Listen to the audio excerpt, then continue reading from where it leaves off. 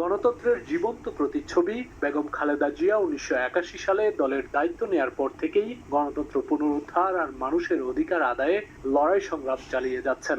গেল ১৭ বছর রাজনৈতিক প্রতিহিংসার শিকারে পরিণত হন তিনি। জেল জুলুমে শরীরে বাসা বাঁধে নানা রোগ। ৫ই আগস্টের পর নিয়মিত চিকিৎসা নিয়ে আসছিলেন তিনি। চলতি মাসের ২৩ নভেম্বর এভারকেয়ার হাসপাতালে ভর্তি হলে চিকিৎসকরা তাকে সিসিইউতে ভর্তির পরামর্শ দেন।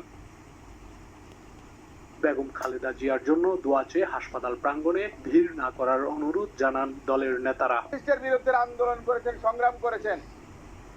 তিনি দেশবাসীর কাছে ডক্টর জাহিদ দোয়া চেয়েছেন ম্যাডামের জন্য, যে গণতন্ত্র এদেশে প্রতিষ্ঠিত হয়েছে সেটা যেন তিনি দেখে যেতে পারেন। নিজ নিজ ঘরে গিয়ে আমাদের প্রিয় নেত্রীর জন্য দোয়া করবেন, আল্লাহ পাক যাতে তাকে দ্রুত সুস্থতা দান করে।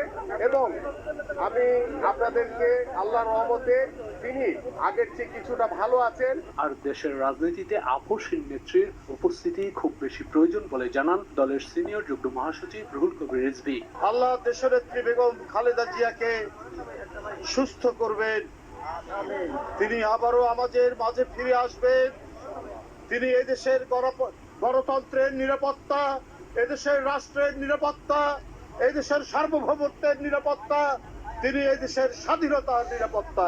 এদিকে শনিবার বিকেলে গুলশানে চেয়ারপারসনের রাজনৈতিক কার্যালয়ে এক সংবাদ সম্মেলনে বিএনপি মহাসচিব তার শারীরিক অবস্থার সর্বশেষ অবস্থা তুলে ধরেন। শারীরিক অবস্থা যদি স্টেবল হয় তখন চিন্তা করে দেখা হবে যে তাকে বিদেশে নেওয়া সম্ভব হবে কিনা। সকলের কাছে অনুরোধ জানাতে চাই যে আপনারা কেউ দয়া করে হাসপাতালে গিয়ে করবেন না।